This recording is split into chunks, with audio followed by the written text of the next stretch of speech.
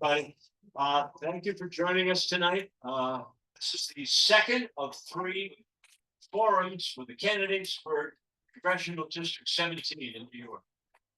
So delighted to have you here this evening. Can you be ready? Sponsored by the Westchester Democratic Committees. Before we begin, would you please rise and join me in the Pledge of Allegiance? I pledge allegiance to the flag to the republic which stands one nation.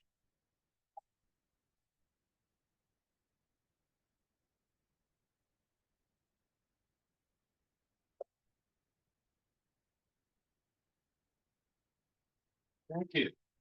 So tonight you're going to hear from 3 of the 9 candidates who want to kick my ball around Congress.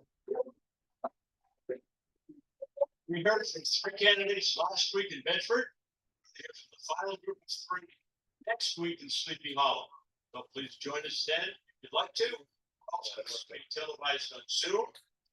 All televised on Zoom, televised. Broadcast, published, whatever you say, on Zoom. All of them will be published after the 3rd. So thank you very much. I want to thank a couple of people. First of all, Bob Wilson, who's our Randy Goodman, who's doing the Zoom. I want to especially thank Sarah Wilson, Vice Chair of the Yorktown Democratic Committee, and actually Peter Cleary and Stephen Shaw, the 2 co-chairs of the Yorktown Committee, were very helpful. Sarah especially was very helpful getting this venue and getting the whole thing organized. So I thank her. I also want to thank the head chair of our county committee, Suzanne Berger, who's been basically covered the meeting. Say a few words.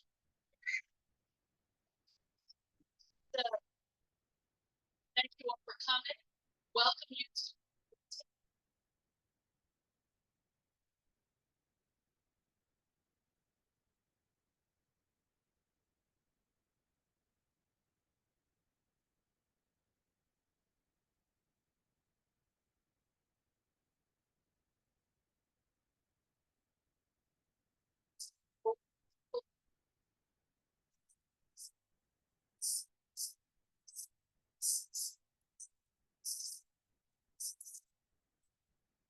so we decided to do it as a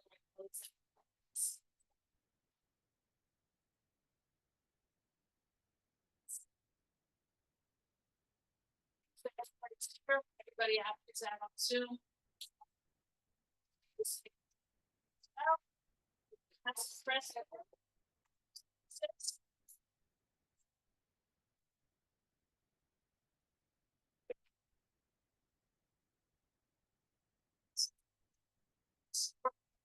Have 11 people who had announced that they were interested in running in seat 17. Since that time, we've had 2 of those 11 withdraw. That's Neil Zuckerman from Putnam County and Del Pozo from Putnam County. And we had last week 6 individuals who had formally filed their state candidacy. 17, and today we have 7. So this is a fluid process, and well, all people have scorecards out there, and I'm going to turn the mic back. Thank you for coming.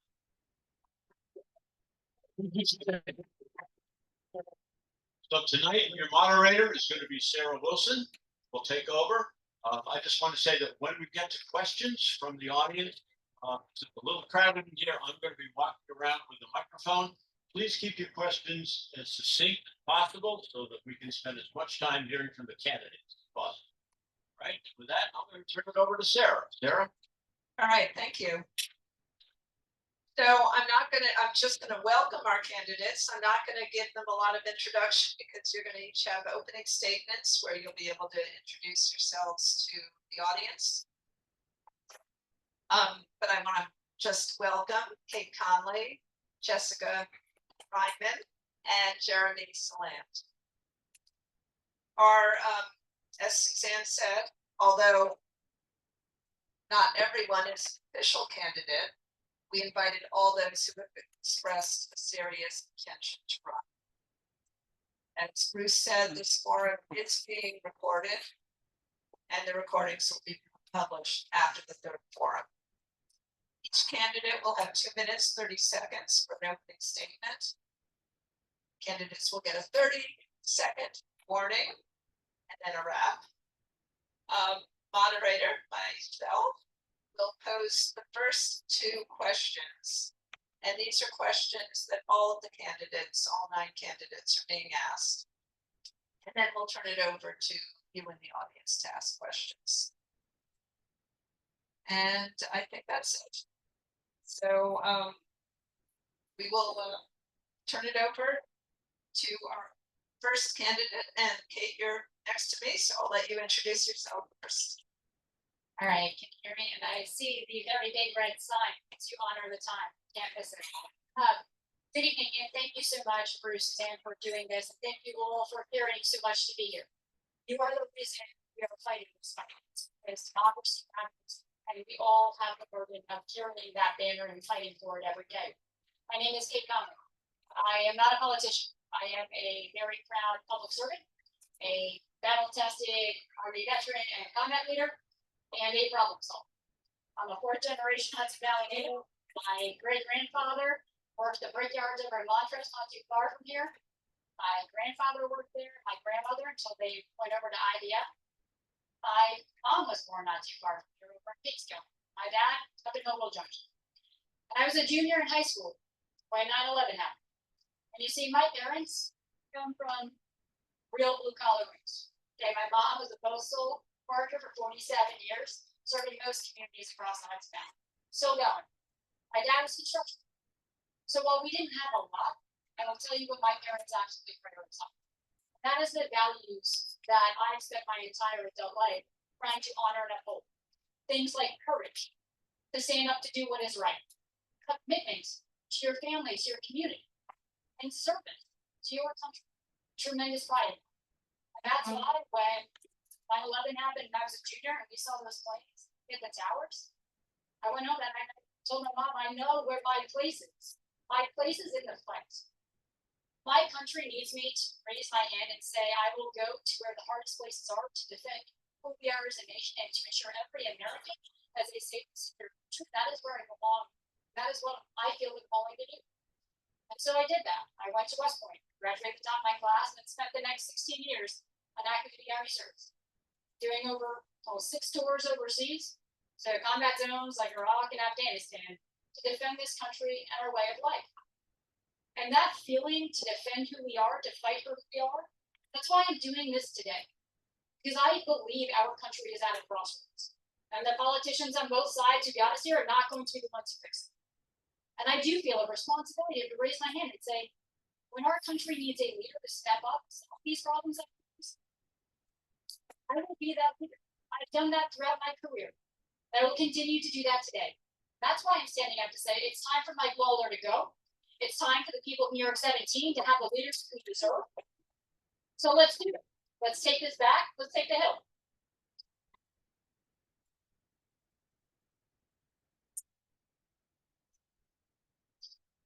Hi, everyone. Thank you, Dan and Bruce. Thank you to all of you for coming out tonight. You could be anywhere else in the world, so I really appreciate that you're here with us. My name is Jessica Reinmann. I have lived in Chappaqua for 19 years with my husband and 2 children. I grew up on Long Island. Both of my parents were New York City school educators. I went to SUNY Binghamton and then to Cardozo Law School. I practiced real estate law for a short period of time, and then I worked in law firm management. In 2014, I was driving on Lexington Avenue in Mount Kisco, and I saw a number of families walking to the bus stop without coats. And I thought to myself, that's not okay. And I pulled my car over and I said to them, do you need coats? And they said, yes, we can't afford coats. And I said, meet me back here tomorrow, same time, same place. And I drove to Target and I bought every coat that I could. And I went back to Lexington Avenue that next day and I opened my trunk and those children got to pick whatever coat they want. And the joy, the pride that I saw on their faces That's when I learned what my mission was. My mission was to make sure that every single neighbor in my community lived with dignity and respect. And I say that that's the day that 914 Cares was born. 914 Cares has been around for 10 years. We are a basic needs essential bank. We started in my kitchen, and now we have 12,000 square feet in Armonk. We distribute basic essentials, clothing, diapers, period products, hygiene products, books, school supplies to families all over the county. We don't work directly with the public, so I have worked the last 10 years with over 160 community partners in every town, in every village, in every city in Westchester County. I know what the working people of our district need because I have been there with them through the ups and through the downs. When I saw that Mike Lawler won this election and that Mike Lawler and Donald Trump together were going to end all of the programs, the social programs that the families that I help need, I knew that I needed to step up and take my mission to the next level.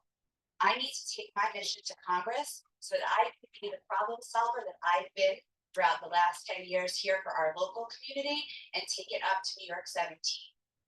I am doing this to be a public servant, to work for all of you, and I look forward to continuing to get to know each and every one of you. Thank you so much.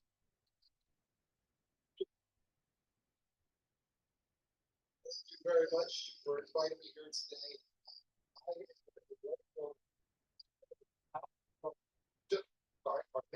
Dutchess County, my father worked with that. My rabbi years. Right. Chapel by Newcastle since 2006, raised kids there. One's still in school. My wife was a neurologist nearby in Occam. Before that, I was prosecuting in the Manhattan District Attorney's Office since 2000. I was there for 7 years. Eventually, there was a grant. Morganthau assigned 7 prosecutors, started what was then the first ever identity theft bureau. That's how I sort of cut my teeth to those type of that type of work, though I was in the proverbial criminal justice trenches. I keep on dropping my mic. Criminal justice trenches, sort of seeing how everything works there. When I moved to Newcastle, I saw that I wanted to continue public service as my father did for many years. My father actually was a Republican. It's okay. State senator, but was the deciding vote for marriage equality well before any Democrat at national level had the courage. It cost him his career and election. If you ask him today, if the same thing I would tell you, good things because they are right, they are easy, they have absolute 0 regrets. Two things, those reasons alone, whether you're part of whites. So something he's incredibly proud of as well. Fortunately, we're not seeing that clearly like all of level. To that end, the rule of law is incredibly important. For many laws, it doesn't exist. Birthright citizenship. Checks and balances are real. Just don't get attacked. It doesn't just go away. I've had the luxury of serving for 10 years, almost 10 years. So, councilman, deputy supervisor during COVID. Fortunately, we had a tragedy. I was acting supervisor. I outran, other than 1 year, the 3 times I ran, any candidate, including the supervisors who are running. Again, the rule of law matters, ethics matter, integrity matters. That's really the foundation. If you don't have that, nothing else falls into place. I'm excited at this opportunity. Appreciate the time everyone's allowing me to be here with all of you.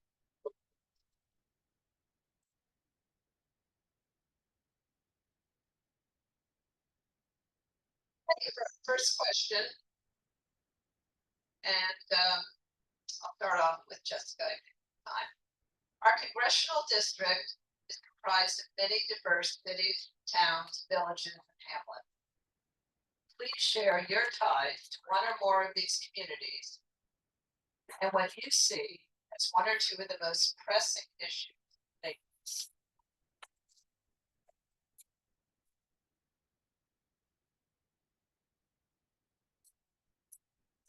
That's right. Okay, so obviously, as I said in my opening, I live in Chappaqua. I've been there for 19 years. What I didn't tell you is that my husband was born and raised in Rockland County in East Ramapo. He graduated from Ramapo High School in 1993. Unfortunately for me, I lost 2 boats a year ago when my in-laws moved across state lines to Hillsdale, New Jersey. But I've been celebrating every single holiday, every Giants Jets game, and every Mets Yankees game in Rockland County since 1993. So those are my connections to the district. In my opinion, the 2 top issues that are facing our district today, well, number 1 is affordability, in which I believe I am an expert. I have been in every community in Westchester County, in every community in Westchester, in New York 17, in Peekskill and Ossining, in Mount Kisco and Tarrytown, in Cortland. I have been in every community with need. By the way, there is need in every single community. I know about healthcare. I know about education. I know about mental health care, which is a huge issue in the Hudson Valley. I know what it takes to make sure that the communities that we serve are taken care of. The other issue that I see as a main priority in Congress right now is gun safety legislation. Guns are the #1 cause of death for children and teens in the United States. That is not okay. You're going to hear me say that a lot.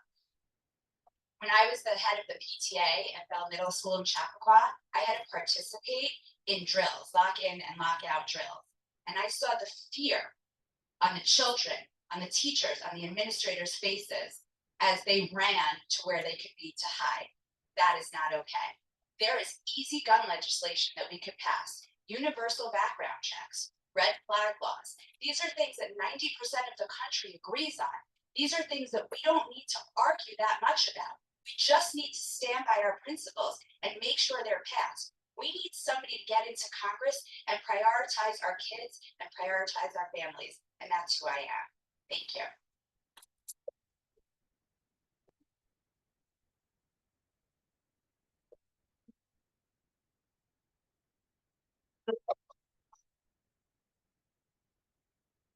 Hang on that mic. Yeah, here we go. Hello? Can you hear me now?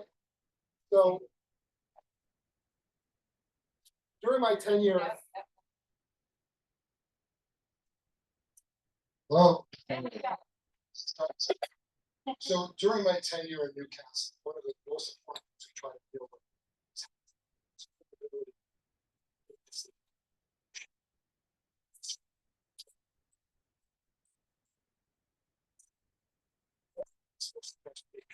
It's not close to transportation, you're really cutting off people who need to work in the city or elsewhere. One of the things that we had done in Newcastle, which raised or increased the minimum above what the county required for development. Though unsuccessful, we tried to establish something called a form-based code. So there's a lot of controversy back in the town, and that basically was allowing somewhat pre-crafted allowable standards for housing so you can expedite the development and have certain mandatory minimums for affordability. Proud to say we have Chappaqua Crossing, which most of you know is Reader's Digest. It's really terrific how in there came during my tenure. There's another development on Hunt's Place, location, frankly, something that we oppose because it's really set off. But the housing itself is really terrific for people who could not otherwise afford to be Chappaqua School District, which goes to the second issue.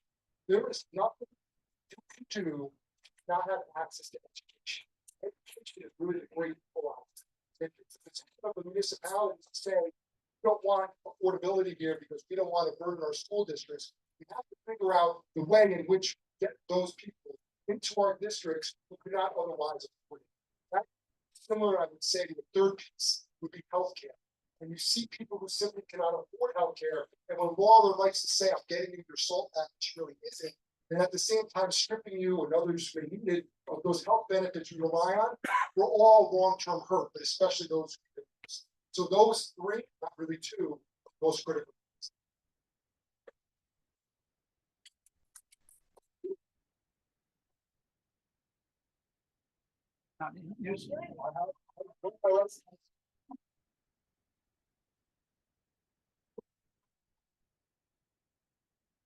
So I already answered a lot of the roots questions, but going back, my family's been here, blue collar roots going back 4 generations, that I'm incredibly proud of. Because when we talk about what are the challenges that are facing this district and really this country, we got to talk about the lack of affordability for working class Americans and what that means, not just for the present, but the hardship it means when it comes to their future.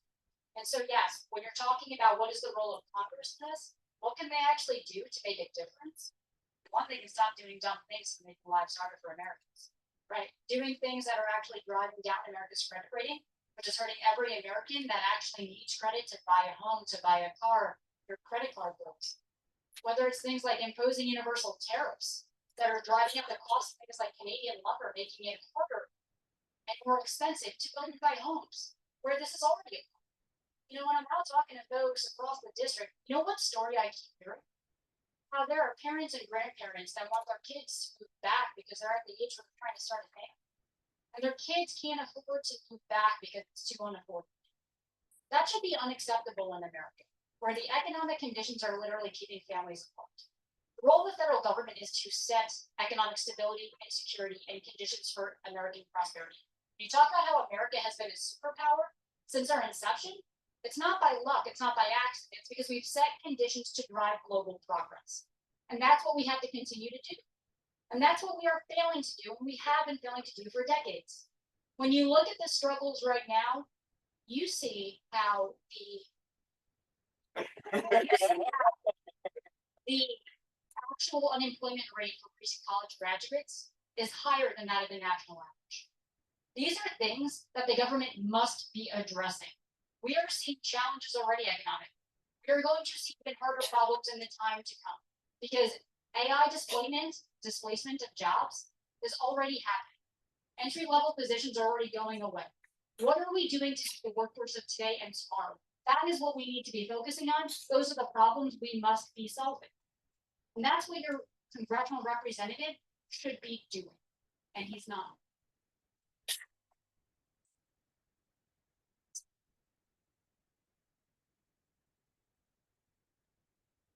Okay, thank you for handing it to Jeremy because he's going to answer the second question first. And again, just FYI, each of our candidates have 2 minutes to respond to each question. So Jeremy, what do you see as your path to victory in this race? What are Mike Lawler's weaknesses? How will he win over his voters from last time? Perhaps more importantly, how will he raise the necessary funds?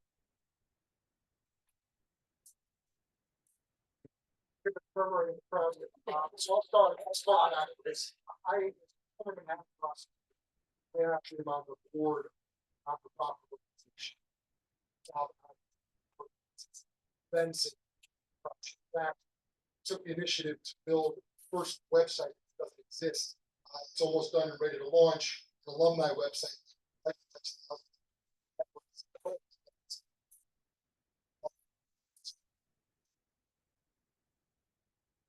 So I'm not concerned on the front contacts I have to touch those people generating those dollars. I've also served now for 10 years locally, generating dollars to run even for local office, which you might be surprised, can be in the tens of thousands of dollars. So it's not an easy task. In terms of Mike Waller's weaknesses,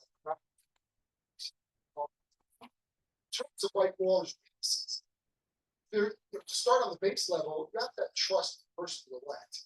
And I think that he'll say one thing and do another, but as what I think it's done is he's used media to say that sort of support Donald Trump's actions at, for example, Harvard or Columbia, and use us as a token, as a tool. There's a lot of Jews who, like myself, believe in Israel, but also like myself and say the United States can be wrong, Israel can be wrong. I think there's unfortunately many pro-choice, pro-healthcare Democrats who have turned around and said, "We're not going to be Jewish," and by no means am I blaming you on myself, but people who have said, "You know what? I'm going to vote Republican. I'm going to put first." And there's a lot of people on the international stage concerned that have gone right for that reason alone. I think I phrase it. And one of those people who is liberal left, but you can be pro-Israel. You can say that I can be tough on crime, be a Democrat. Tough to bad actors, Democrat. You don't need like.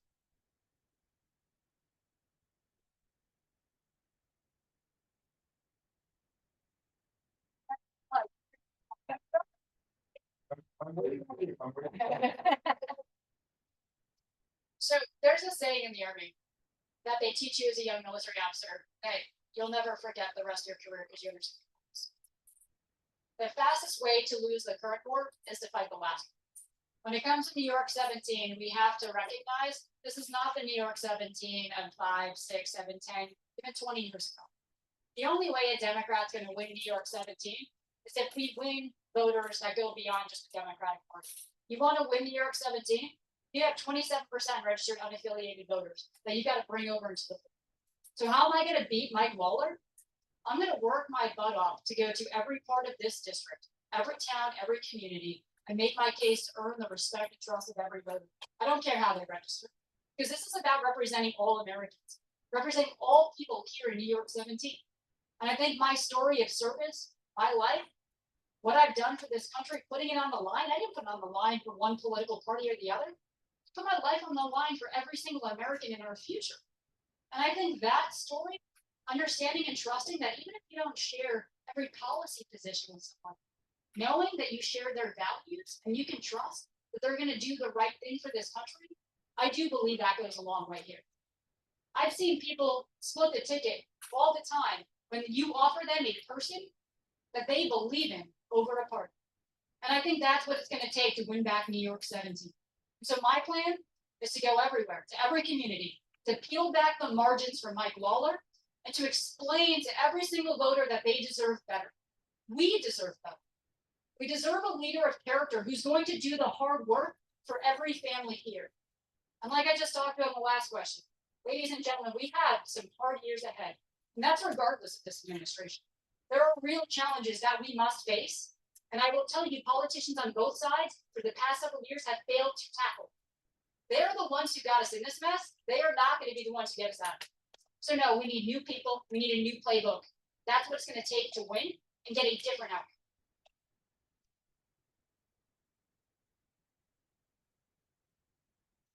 Mike Waller is a snake, a liar, and a chameleon. We have to beat him. We don't have a choice.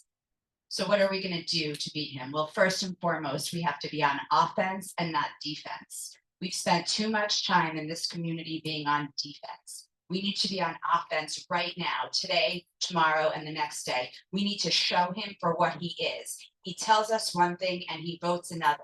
He says one thing and then Donald Trump says, I know your district better than you do, and he votes as he's told. So what we have to do is exactly what Cait said. We have to get into every single community, no matter their registration.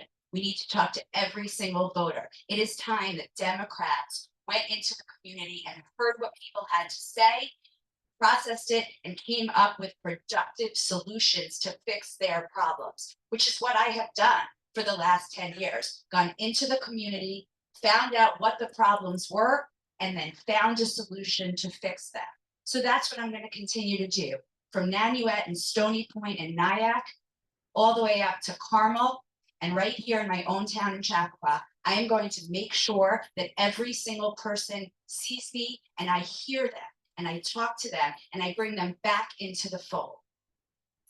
For the fundraising question, I've already raised over $310,000, and I will continue to raise money, but let me tell you this. Campaigns are not about fundraising. We're trying to make it about fundraising, but every dollar that I raise, do you know what I say? How many diapers can I buy with that dollar? So what we need to focus on, fundraising is important, sure, it gets our name out, but what we need to focus on is bringing the basics back to our community, making sure our families can survive and thrive, and that they know that we understand their plight and we understand what they're going through, and that we will work with them to fix it. Thank you.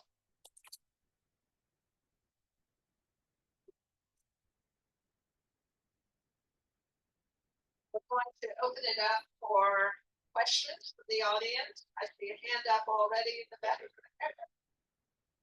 Circulate and come around to you with the microphone. And again, try to make your questions succinct. Thank you.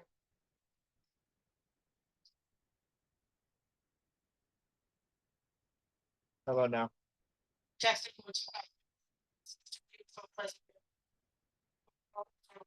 two quick questions. Healthcare and saving Medicaid locally. What are your plans to ensure those of us, including myself, that we won't lose our Medicaid? Next question is about infrastructure. Richard Beck, Town Supervisor for Cortland, his office created an app called Downtown of Cortland 311 app. This app allows us users to submit service requests to report issues. And if you create an account on the app, you can track your status of the submission in real time. It's the first app in Westchester County. My question is, would you consider doing something like this in our district? And if so, what plans would you have for our infrastructure and the many potholes we have?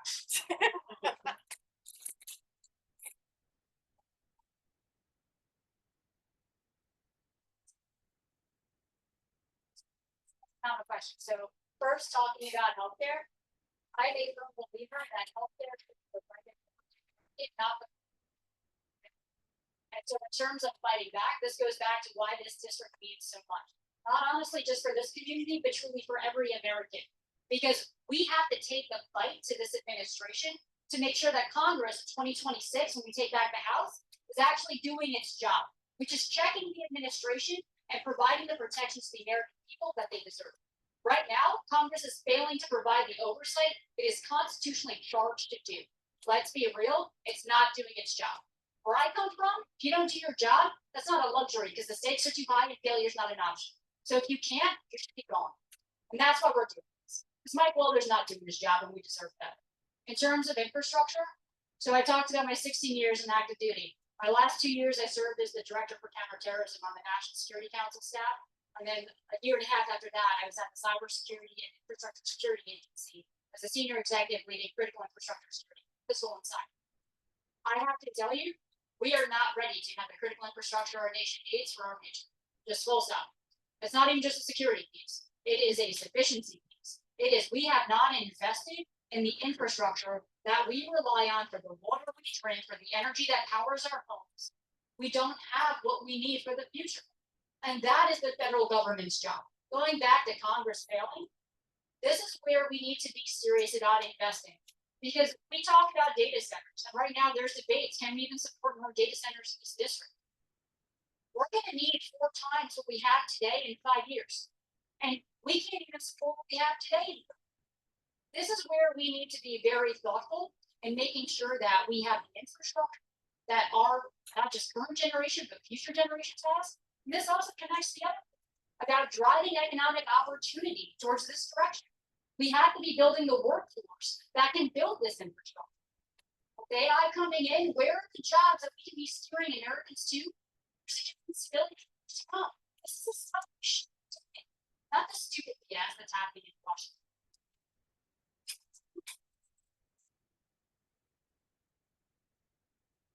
Thank you. Healthcare is a basic human right. In order to live with dignity and respect, every person in the United States should have healthcare. Mike Lawler and Donald Trump are taking that away from you, and that is not okay. Unfortunately, until we turn the House blue, I can't do anything to get that back for you. But when we turn the House blue, we will work our butts off to make sure that we do that. I have worked in every healthcare center in Westchester County. I have distributed period products and diapers in every single healthcare agency in Westchester County. Healthcare is a basic human right. We must make sure that Congress continues to maintain the Affordable Care Act the way it is. We must ensure that mental health is considered a priority. We must ensure that abortion care is considered a healthcare priority. We must ensure that insurance companies are required to provide all of the things that I just said, including dental and eye, because by the way, heart attacks come from all the plaque that's on your teeth, just so you know that. Plaque from your teeth go to your heart, that causes a heart attack. Okay, so healthcare, I'm going to say it again, is a basic human right that Donald Trump and Mike Lawler are taking away. Let's talk about infrastructure, because I love Dr. Becker. He is very great and very smart. It's our responsibility in Congress to bring dollars home to our communities. And when we go there, we need to know what the problems are. And I want to tell you a funny story. I was in Ossining the other day in their after school program. And I stood up and I said, if you had one thing that you wanted me to fix when I got to Washington, what would it be? And a third grader raised her hand and said, there are so many potholes on my road. So you and the third grader, you guys go together. Anyway, that's a basic need that we need to do in Congress. It's our requirement to bring money home to fix the infrastructure here. Thank you. So, as I said when I started, my wife was a physician. We're all just locally. It's incredibly difficult. To get let me try. I don't know. 3 months out. Try to be as specific as I can without going overboard here. We need to incentivize primary care physicians because it's difficult to get people from remote this area and talk about affordability when they're going to make it for wage that they could be a surgeon or a dermatologist, with all the respect to surgeons, dermatologists right down line. But you need to incentivize primary care physicians for primary care, whether that's grant monies, whether that's scholarship money, the payment for education. There needs to be a means to get them, because if you don't have them, no matter what you're paying, you're not going to see them. Dealing with that one minor issue of the healthcare. In Newcastle, I can speak to, we have damages that the federal government said we have to fix. And now we have issues of the federal government going to fund it. There is CHIP, which are CHIP, state, which is funding for state roadways. And it goes down from somewhere, the federal government and the state has to fund it.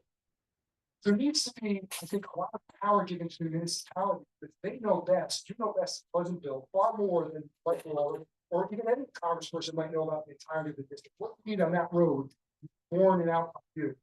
So I know in Newcastle, you can live and die for roadability, grant opportunity, monies from outside resources.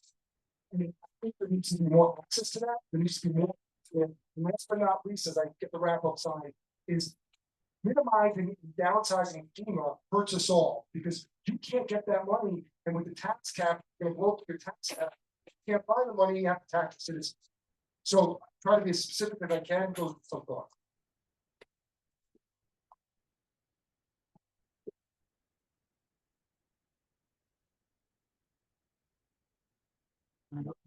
Well, Yeah, it works. okay, thank you.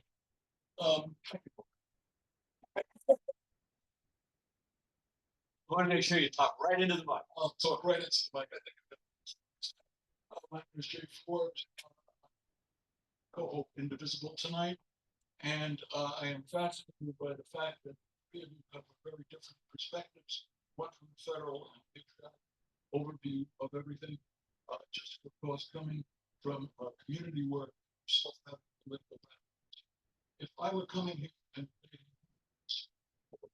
other than the generality, is how many of you have been able to look at Lawler's record today and cite some of the things that are positive in terms of the legislation proposed CB 17, and how many of those things have been reprehensible?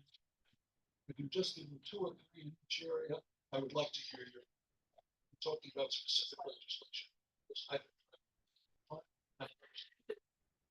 you very much. Can I just get a clarification? Are you asking for legislation that Mike Lawler has introduced into Congress? I don't. And legislation. Oh, okay. Well, that I can speak to very much so. I do follow Mike Lawler, and he does a lot of talking about legislation that he thinks should be introduced. He does a lot of talking about things that he wants to do to help us, but he doesn't actually do to help us. So I think the biggest piece of legislation, the biggest place where we've seen him fail us is the budget bill. I won't call it what Donald Trump wants us to call it. It's a budget bill. It happens every year. We need a budget in order for this country to move forward. So let's talk about the budget bill and the things that he accepted in the budget bill. Cutting Medicaid and Medicare. And they're talking now because they can't find the dollars they need. So they're talking about cutting more Medicaid and Medicare. Let's talk about what he doesn't vote for or what he doesn't talk about. So on Tuesday, Donald Trump rolled back Biden era coverage for women who go to emergency rooms and they're going to die if they don't get an abortion. And Mike Lawler claims he's pro-choice, yet when Trump rolled back those protections, Mike Lawler said nothing. Okay, we're talking healthcare, we're talking abortion. Do you know that today, Mike Lawler put out a statement. So today, Donald Trump made an announcement. I think it's hard to talk about legislation because there's only been 7 bills brought to the floor by Congress since Donald Trump got into power. So I'm just going to talk about, sort of the things that he focuses on. So today, Donald Trump came out with a whole list of countries that aren't allowed to come here. One of them was Haiti. And so there's a lot of patients in our community and in CD17, and Mike Lawler has had a lot of their support. So Mike Lawler's statement today on the ban of Haitians to come into this country was, Donald Trump should not ban Haitians, but if he does, he should do it at the level that he does for these people. That's my.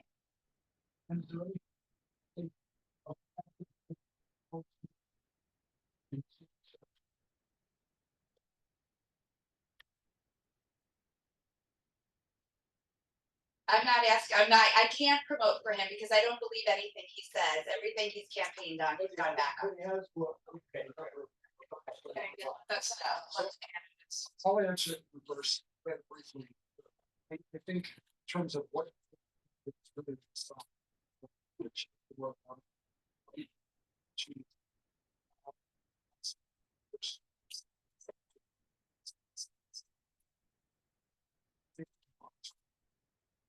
I think that he has promoted superficially, yes, but I think really what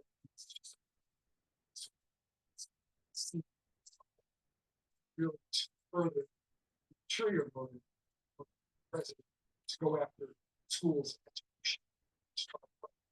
I think that is sort of what he's doing great. I'm always very patient. But whether Islamic and Muslim, any Catholic that would make a difference to me, it's that's not saying.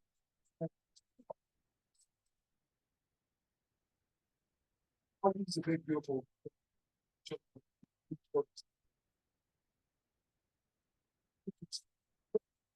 incredible that they're going to stop it.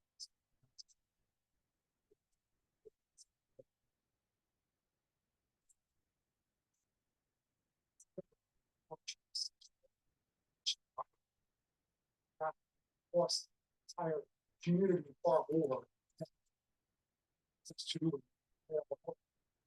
Represents at least.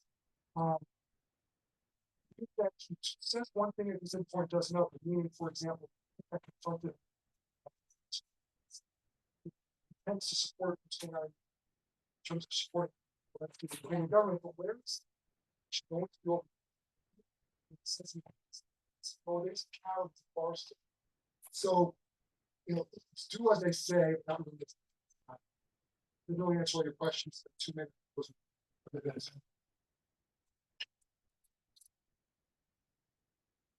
Yeah, I think the reality here is what Mike Lawler is espousing and what he's saying never aligns with what he actually does. And that is the full stop fact.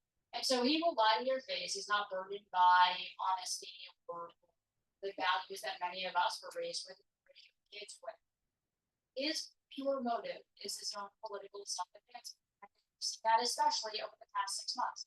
Because let's be real, last year, he said all the right things trying to get as many votes as possible so he got reelected in November. And the minute he had the office, he knew it. He transitioned to try to court Trump and court Elon Musk so they would back him to run for New York State governor. And we've been watching this the past several months, where moderate positions he said he held, when his vote actually matters, he wasn't a moderate. He just backed whatever Trump wanted him to do. He's defended Doge countless times on national television. You want to talk about legislation? Do you know he voted 12 times so far in his congressional career? to revoke the rights of military women to access abortion care. And you want to tell me you support women's rights? No, I don't fall for his BS. His priority is Mike Lawler, and we've all seen it, and we deserve better.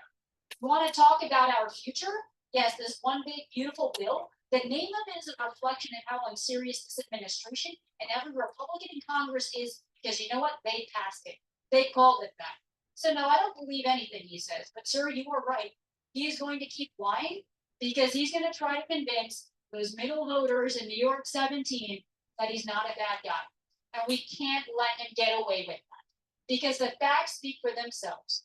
And this guy is getting plenty of airtime on CNN and MSNBC trying to tell a different story. And so it's incumbent upon all of us to hold him accountable. Because this one big beautiful bill, cutting Medicaid for millions of people across this country, to include here in New York 17, is unacceptable. He talks about backing veterans and then supporting a budget that cut 80,000 jobs through VA. Many of them that came from burn pits. Hey, Mikey, did you ever serve overseas? Did you ever get exposed to a burn pit? No. You know what? That funding supported medical professionals to help treat veterans who put their lives on the line for this country and are suffering. So no, I think he needs some shame. That's what I think he needs.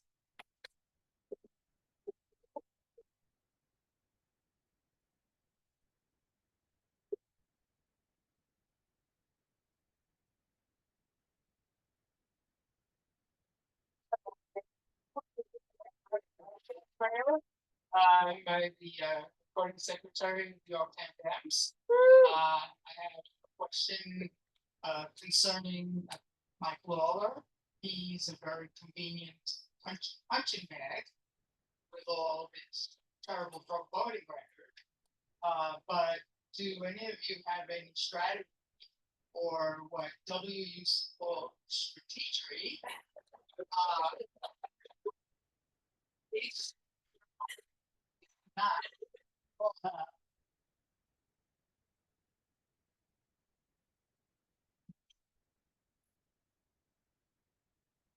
was hoping you were gonna ask what the color.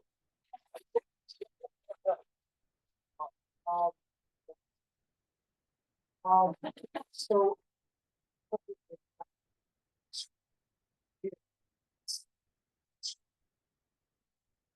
By the way, the district, fortunately, Republicans, Republican doesn't have to be a bad word. Republicans to go forward for the way.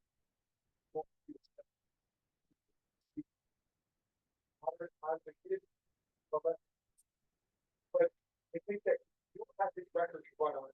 You're gonna run on more to ingratiate. Hypothetical person, maybe they're an elected, some other local capacity or statewide. The strategy has to be the same. What is you going to do to give help that middle class person? Home, put the kid in college, save a few dollars, get access to health care. What are you going to do to make their life better? We're going to sit here and fight if there's some issue that's not important to them. I'm going to say something that may or may not set people. I think that transgender rights are important. That's what's winning today. For someone needs to put food on their table. Congressman Rich Torres, passed that one of the meetings I was at about what's about Israel. His response was about pulling on people, criminal justice and safety. So you have to not just be the aggressor and say that you have to tell them what you're going to do to make it. So that sucks.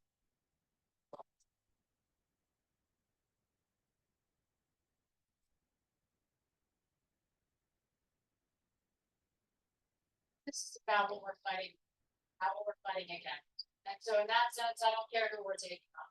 At the end of the day, what everyone in this district deserves is a better future.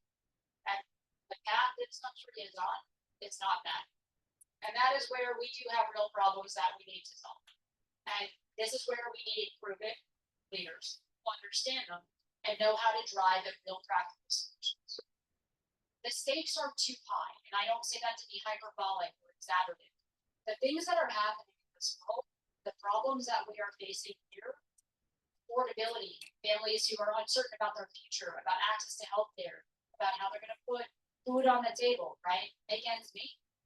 I grew up here with this.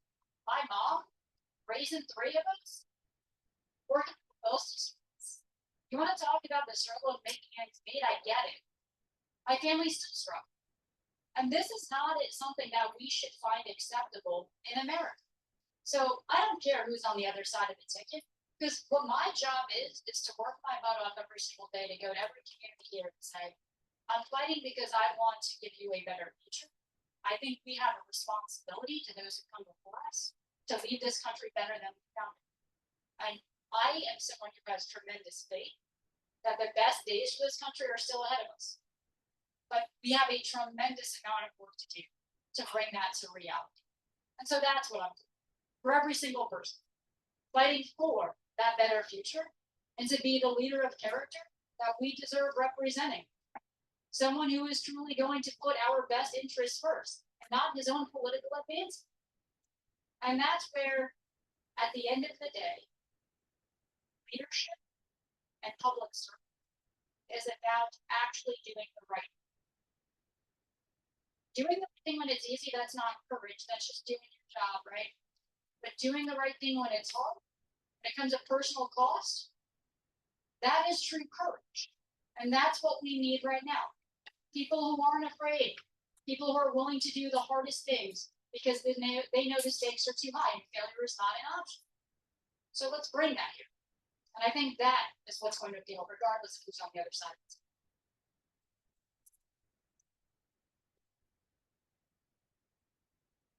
So honestly, whoever runs as a Republican, it's going back to the money. And they're going to need money. And the only way to get money as a Republican is to take money from Donald Trump and all that trickles down from him. Maybe it's not Elon Musk anymore. I don't know. We will see how this, fist fight works out. But whoever is running, if it is not Mike Lawler, will be the same person. They will be a snake, a liar, and a chameleon. Because the only way to win this district as a Republican, we are 52% blue here, ladies and gentlemen. So the only way to win this district as a Republican is to say things that Donald Trump and Mike Johnson don't like. That's the only way to win as a Republican.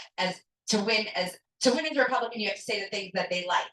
And so in order to bring the Democrats back, in order to make sure that we win, we need to get our position, just like Cait said. It doesn't matter who we're running against. We need to get our positions out there. We need to make sure that everyone in New York 17 knows that we care about them and that we're going to fight for them.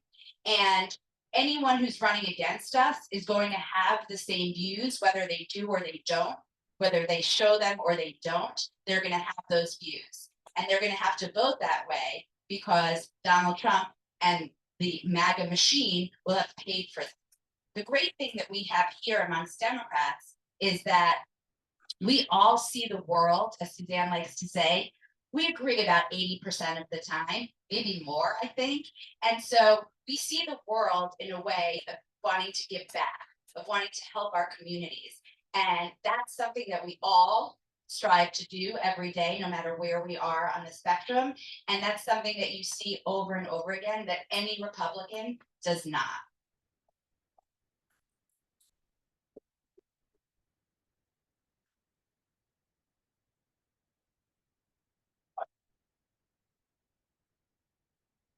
Hello.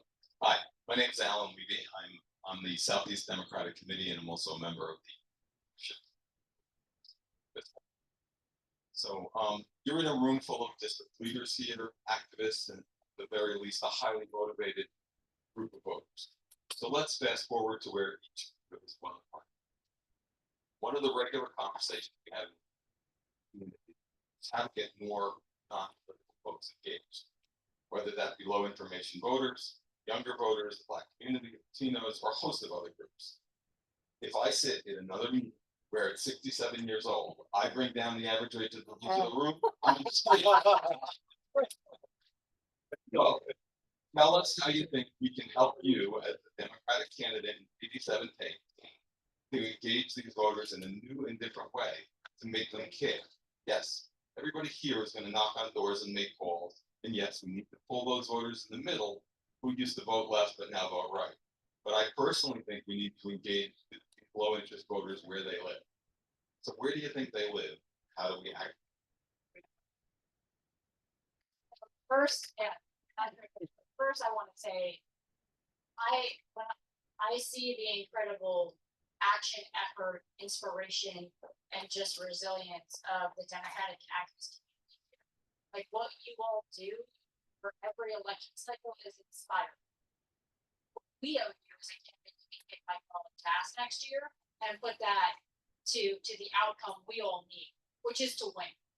And we are sick of it. And the stakes are too high, so we really can't afford to.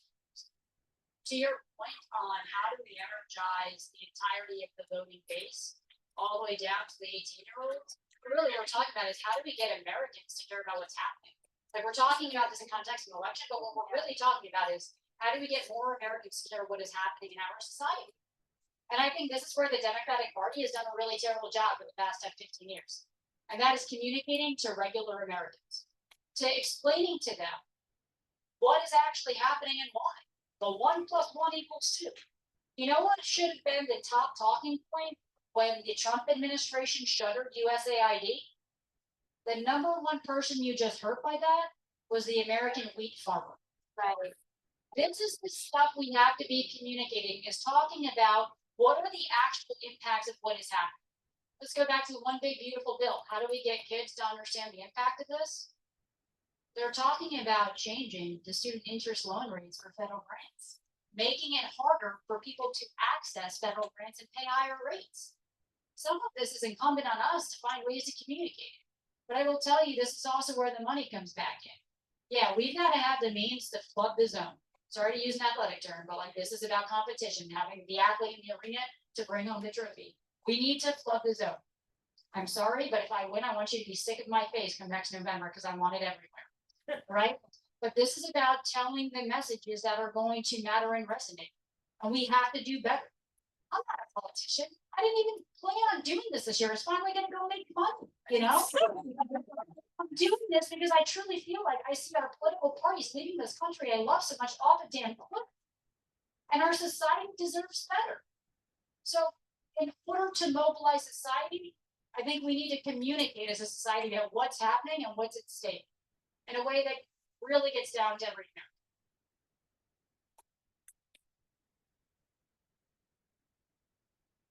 Great question. And sitting right in front of you is one of my many high school, college, and postgraduate. Well, you're not really an intern, but we have over 25 interns working with us right now. And that is growing every single day. We need to reach the young voters. Donald Trump and Mike Lawler do such a great job reaching the young voters. Honestly, I've never been on X. I've never been on TikTok, but thank God I have Josh, because Josh has, and he does all the good stuff for me. And so how do we reach young voters? We have to reach them where we are, where they are. We have to go on TikTok and X and Instagram and whatever else it is that they do. I have a 20-year-old daughter, and she's quite bright, but sometimes I'm like, how long have you been scrolling on that? I mean, that's crazy. But really, that's where they get their information from. I want to move to different communities, the Black and Brown communities that you're talking about. I have been in Peekskill for 10 years, Ossining. I have been in Mount Kisco. I have been in Tarrytown. My husband grew up in East Ramapo. I know those districts. I know what they need. I've been there. I've helped them. I've heard their stories. That is really important, to go where they are, know who they are, know what they need, and then do it for them. Give it to them. The day after Donald Trump was inaugurated, there was a big meeting in Peekskill. It was, how are we going to wrap around our community of immigrants who are now scared to get the services they need? You know who was at that meeting? I was. You know why? Because 914 Cares provides the services that they need. So we need to reach the young people, and we need to reach the Black and Brown communities. And both of those things are #1 on my priority list.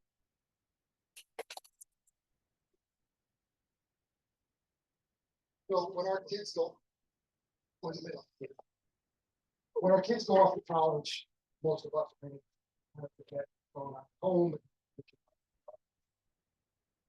absentee ballots. It's an incredibly strong drive to absentee ballots to help college kids to make sure that they vote. When that kid turns 18 in high school, he or she votes.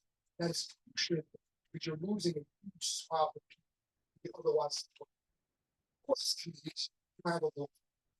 The town has, your high school has organization. There needs to be a marriage between your local town committee, for example, an environmental committee or social justice committee, with that same version of the high school, so that they understand and have a time, sort of an interest that they can share with that particular. I happen to be, despite being 50 years old, I'm still a county year. When I heard that Trump last time around wanted to go with Bears years, which probably many people, and Escalante, where I've gone many, many times, I lost my shit because that's really amazing. Kids are even less galvanized unless they have something specific. Not that I wasn't galvanized with other stuff, but unless you have something specific that touches them. So you need to find out what it is. They're in a social justice, if they're in an environmental, if they're in a human rights organization at school, how does it tie back into your local government? Because it all has to start somewhere. And it really can't start from the top down. It gets washed out. So you need people at the base ground level to get them motivated and get them involved. So it's the absentee ballots and it's getting them engaged for something that they like. Because once you touch, whether it's a racial issue or age issue, once you touch them with that piece and you bring them in, you can share with them so much more. They likely will fight in the future have in common with that.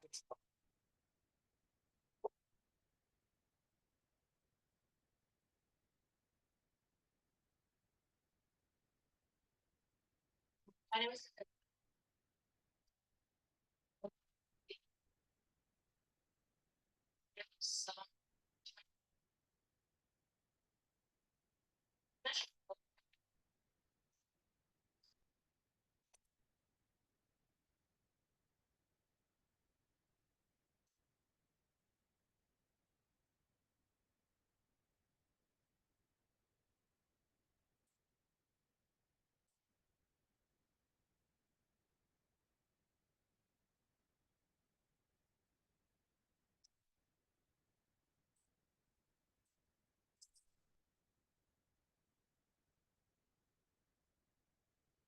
We should stop giving billionaires tax breaks.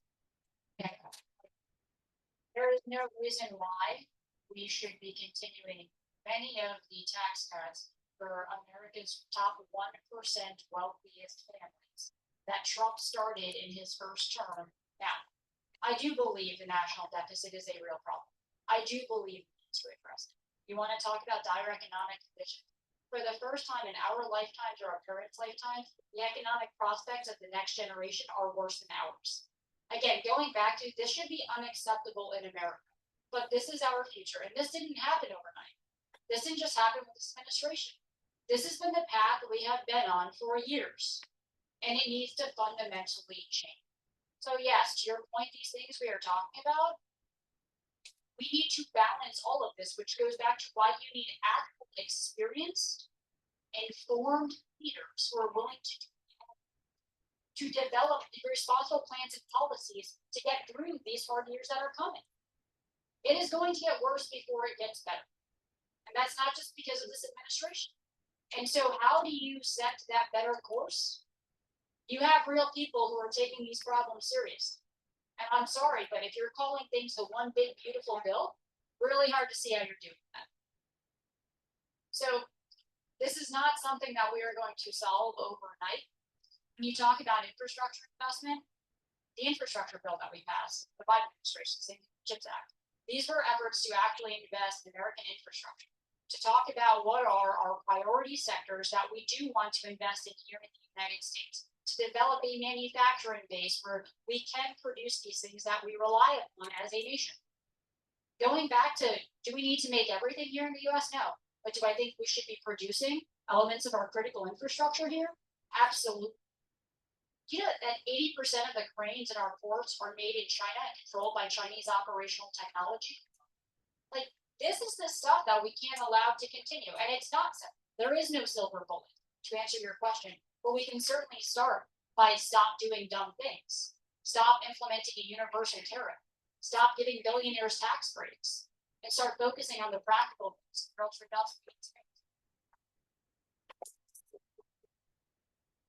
That question was for each of us, or was that just for Cait? Oh, but I didn't, sorry. I'm not an economist. I don't admit to really understanding the global economy from your perspective, but I live with an economist who sends me crazy articles and has been doing it for 30 years. And some I read and some I don't.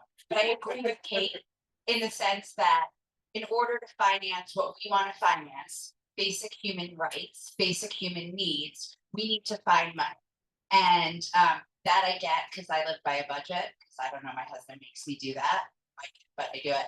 And so we have to live by a budget, and the budget has to be realistic. And so I want to bring up this term that the Republicans use often, which is waste, fraud, and abuse. And so we do have to tax billionaires. Yes, I think that's just, like the base level. But waste, fraud, and abuse. Our infrastructure in the United States government is enormous. I don't really think there's that much fraud and abuse, but I do think that there's a lot of waste. And what my husband would say, God, I can't believe I'm saying his name so often, but what my husband would say is when he goes in and buys a company, they know within a year or two there's going to be some changes. But he goes in and he looks at the balance sheet and he looks at what's coming in and what's going out and who's producing and who's not producing. And he takes a long time to figure it out. And so what we had is a president come in and dismantle 90 years worth of infrastructure in 30 days. What we need is a Congress that goes in with oversight, looks at every single piece of the economy, every single institution that the federal government has, and finds where we can cut money. And yes, we have to tax the billionaires, but also we do have to look at our federal government and see where we can cut, because there are places to cut. We all pretty much come from the same place. We all think.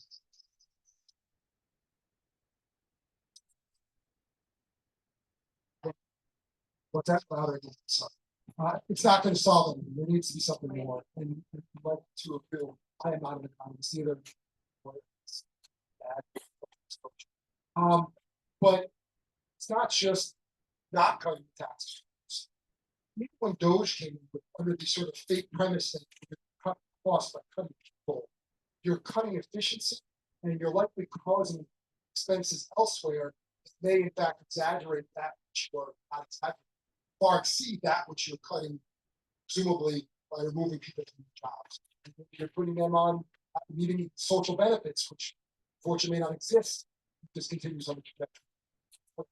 So just as a general concept, you can't continue to cut, give those who don't cut those cuts. And you can't continue to remove people from positions that we need to make the government operate efficiently and effectively. And I don't want this to be misconstrued. Should Mike Lawler somehow find this, but and watch this video. But as important as our defense is just one of many things that people be spending money, and it doesn't to be to the sort of to impeding or adversely impact education. Because we're not putting money in education, those dollars indirectly costing productivity, things like that, sort of the long-term use. So the long-term goals, part of it. So generally speaking, again, I'm not an economist, but you can't be having these cuts that are having, you can't be inventing the tariffs, and you have to be rational and reasonable. You're going to change the jobs. It may seem like it's saving dollars, but it could be costing you exponentially more in other places.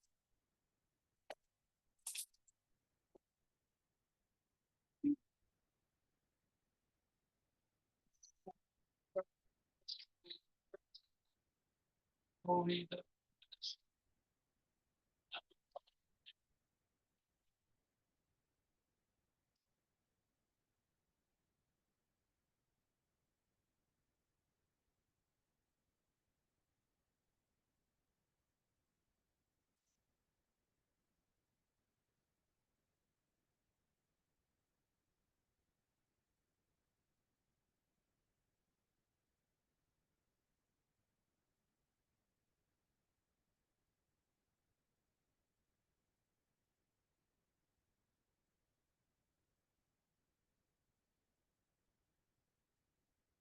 take on?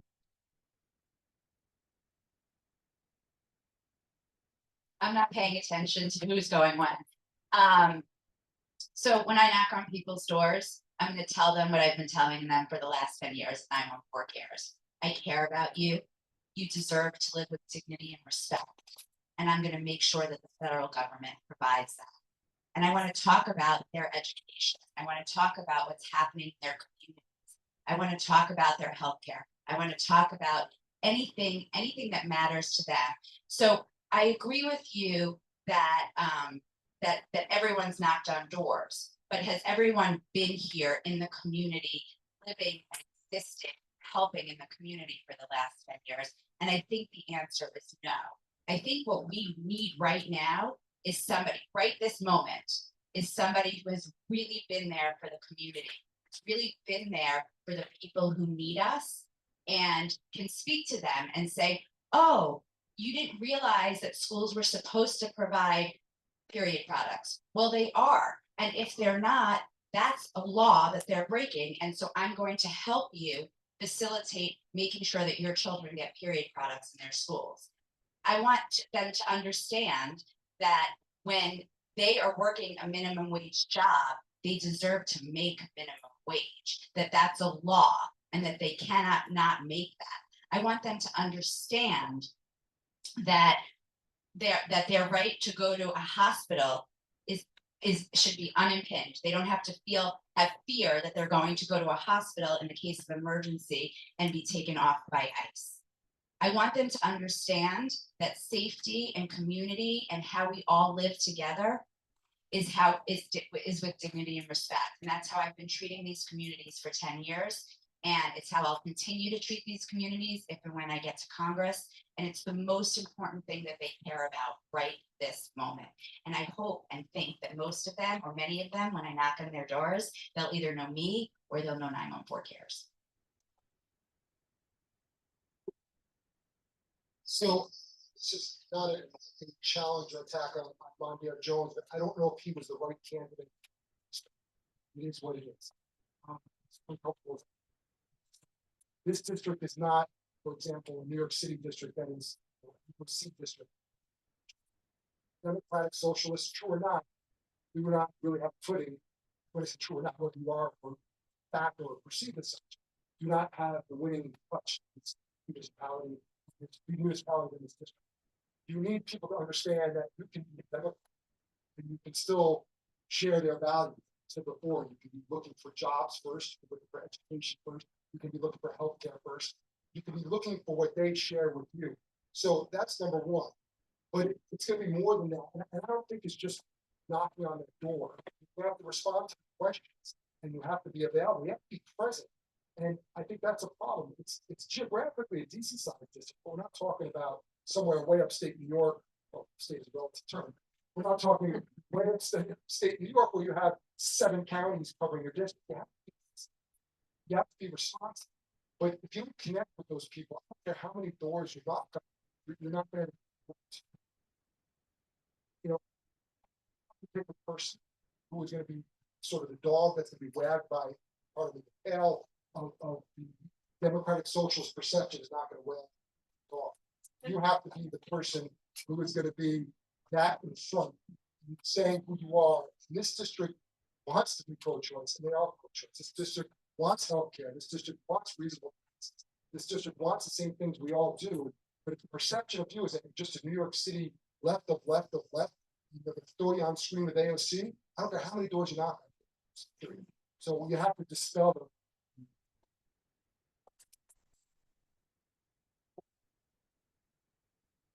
I agree with you. I think that the same people, the same playbook, you get the same result. We're gonna lose. I think this is why you need to have a different approach in order to win. This goes back to my statement. Keep fighting the last war, you're gonna lose the current one. New York 17 and what it's gonna take to win right now, we can't keep doing what we've been doing. People are sick of politicians. People are sick of the people who created this mess that's making their lives harder, not better. What they want, I think, is authenticity. I think they want to look somebody in the eye and be able to say, again, I may not agree with you on everything, but I actually trust you're going to try to do the right thing every time for the American people, for my family. I think at the end of the day, that's how we win this. It's going to every community. There's 4 counties in this district. Every single one of them matters. And oh, by the way, your job as this representative is to fight for every one of them. And so I do believe that putting in the hard work to go out there, to have these conversations with everyone and say, I want the privilege of serving you. And I believe you deserve better than what we have right now. And I'm coming at this not as somebody who's been part of the political institution or the system. I'm coming at this as someone who loves this country more than anything. And I'm doing this because I want you to have a better future for your family than we have right now. I think doing this from a place of love and belief and faith, that's how we win. But I do think we need to do it differently than we've done.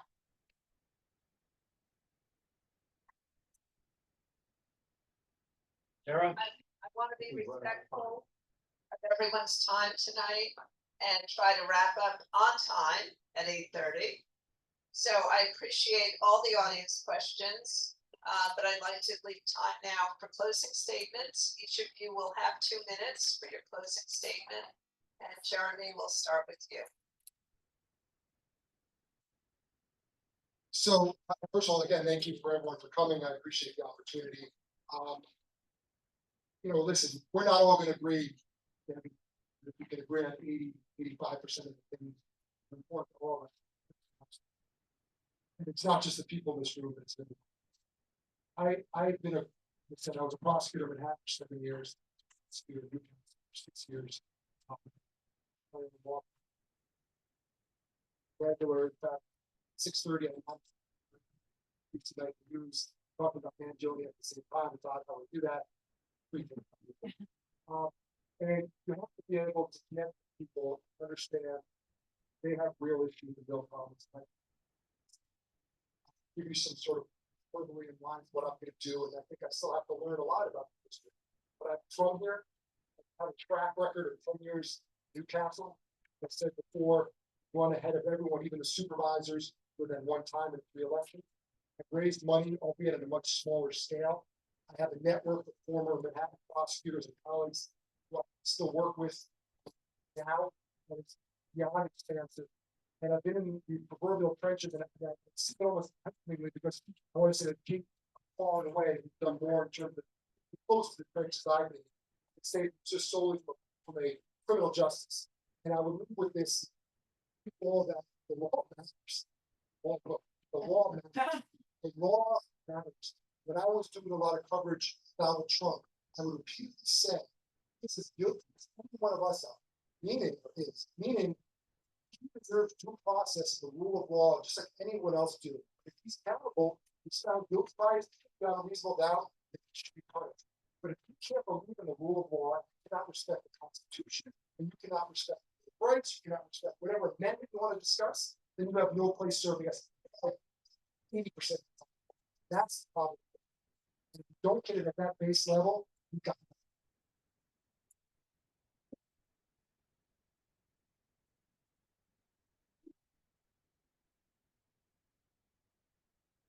So at the end of the day, this is a fight for our future, not against. And this is where I do believe that all of us in this room are doing this because we believe that what is happening right now is unacceptable. And that not just for ourselves, but for future generations, we must do different. And that's where right now, the stakes are too high for us to fail. We have to do things differently in order to make sure that come next year, Mike Lawler is not the guy representing this district. Because this country needs leaders right now who are going to take this responsibility seriously. And remember that public service is about service. It's about what responsibility you owe to the people to do the right thing, not advance yourself. And so at the end of the day, this is going to be not something that any of us wins alone. This race, this battle for New York 17, it's going to take everyone in this room. It is going to take mobilizing the communities to come out, to inspiring people to step up and say, look, what is at stake matters. And so we need you to engage. We need you to come out. We need you to have a voice. And I do believe this is a fight that this community can and will win next year because we get it. Our families get it. And I think we have the ability to inspire others to get it. And at the end of the day, deliver. Not just for, again, New York 17, but truly for this country. To help the Democratic Party take back the House so we can put checks on what is happening in Washington. But beyond that, to set this country on a course for a better future. We have real problems that we must be solving. We cannot ignore. And that is what the federal government is supposed to be doing. And so here's to a better future. Here's to us continuing to have this fight because it matters too much. And making sure at the end of the day, we have a leader and not a liar representing New York 17.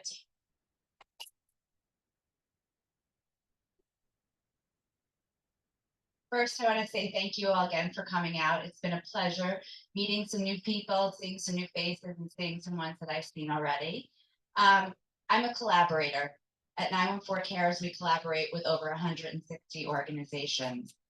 I'm looking forward to collaborating with all of you, and then when I get into Congress, with everyone in Congress to make sure that we do what's right for the community. I'm a public servant. I've worked for the last 10 years in our community, making sure that every member of our community lives with dignity and respect. I'm a lawyer. Now, I didn't practice for that long, but I studied constitutional law in undergrad, and I can tell you this, there's supposed to be a balance of power in our democracy. And when the framers wrote our Constitution, they put Congress as number one. Article 1 of our Constitution is Congress. And the most powerful person in Congress is who? The Speaker of the House. So what is the most important thing that we need to do in 2026? It's turn the House blue. Because the only way to get rid of Mike Johnson, who is Donald Trump's enabler, is to turn the House blue and bring Hakeem Jeffries back into the Speaker. Okay. So how do we do that? We need a problem solver. We need somebody who's lived in this community. When I see a problem, I fix it. 10 years ago on the streets of Mount Kisco, I saw children walking to the bus stop without coats. And I made sure that every one of my neighbors in need was taken care of for the next 10 years and going forward, because 914 Cares still exists without me. What do I see as our biggest problem in the Hudson Valley? Mike Lawler. And what am I going to do to fix it? I'm going to beat his butt in 2026. Thank you all again for coming out. I look forward to seeing you.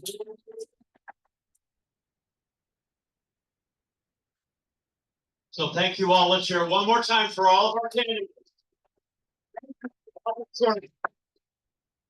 Thank you for your public service and your desire to help us all out. Ready to win in November.